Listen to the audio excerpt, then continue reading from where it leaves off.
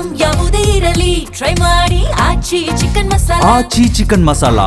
ರಾಜ್ಯದ 2 ಕ್ಷೇತ್ರಗಳಲ್ಲಿ ಈ ಉಪಚುನಾವಣೆಯ ಕಾವು ದಿನೇ ದಿನೇ ಜಾಸ್ತಿ ಆಗ್ತಾ ಇದೆ. ಅದೇ ರೀತಿ ದಾವಣಗೆರೆಯಲ್ಲಿ ಬಿಜೆಪಿ ಅಭ್ಯರ್ಥಿಯನ್ನ ಆಲ್ರೆಡಿ ಅಧಿಕೃತವಾಗಿ ಘೋಷಣೆ ಮಾಡಿದೆ. ಹಾಗಾದ್ರೆ ದಾವಣಗೆರೆ ಕ್ಷೇತ್ರದಲ್ಲಿ ಸದ್ಯಕ್ಕೆ ಏನಾಗ್ತಾ ಇದೆ ಅನ್ನೋದರ ಕುರಿತು ಡೀಟೇಲ್ಸ್ ಇದು. ದಾವಣಗೆರೆ ದಕ್ಷಿಣ ಬಿಜೆಪಿ ಅಭ್ಯರ್ಥಿ ಜೆಡಿಎಸ್ ಮಾಜಿ ಶಾಸಕ ಎಚ್.ಎಸ್. ಶಿವಶಂಕರ್ ಅವರನ್ನ ಭೇಟಿ ಹಾಕಿದ್ದಾರೆ ಅನ್ನೋದರ ಡೀಟೇಲ್ಸ್ ಸಿಗ್ತಾ ಇದೆ.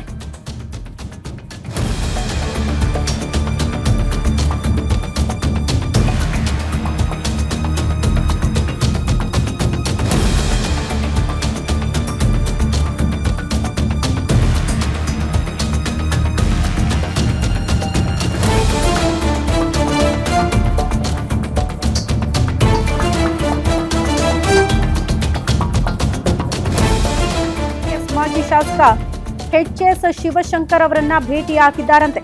ಶಿವಶಂಕರ್ ಅವರನ್ನ ಭೇಟಿ ಮಾಡಿ ಆಶೀರ್ವಾದ ಪಡೆದುಕೊಂಡಿದ್ದಾರೆ ಬಿಜೆಪಿ ಅಭ್ಯರ್ಥಿ. ಪಕ್ಷದ ಮುಖಂಡರಲ್ಲೇ ಅಸಮಾಧಾನ ಇರೋದ್ರಿಂದ ಆತಂಕ ಶುರುವಾಗಿದೆಯಾ ಅನ್ನೋದು ಪ್ರಶ್ನೆ ಆಗ್ತಾ ಇದೆ.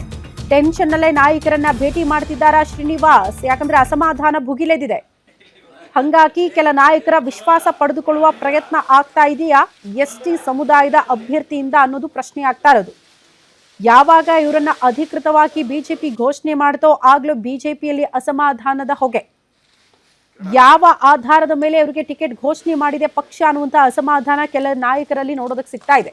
ಹಂಗಾಗಿ ಚುನಾವಣೆ ಫೇಸ್ ಮಾಡಬೇಕು ಅಂದ್ರೆ ಸ್ಥಳೀಯ ನಾಯಕರ ಸಪೋರ್ಟ್ ಬೇಕು, ಒಗ್ಗಟ್ಟಿರಬೇಕು, ಅಸಮಾಧಾನಗಳಿರಬಾರದು. ಹಂಗಾಗಿ ಎಲ್ಲರನ್ನ ವಿಶ್ವಾಸಕ್ಕೆ ಪಡೆದುಕೊಳ್ಳುವ ಪ್ರಯತ್ನ ಅಭ್ಯರ್ಥಿಯಿಂದ ಆಗ್ತಾ ಇದೆ ಅನ್ನುವಂಥ ದೃಶ್ಯಗಳನ್ನ ನೋಡ್ತಾ ಇದ್ದೀರಿ.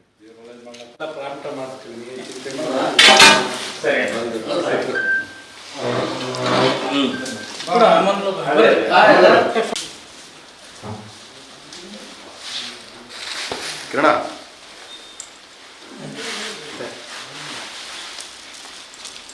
ಒಳ್ಳೆಯದು.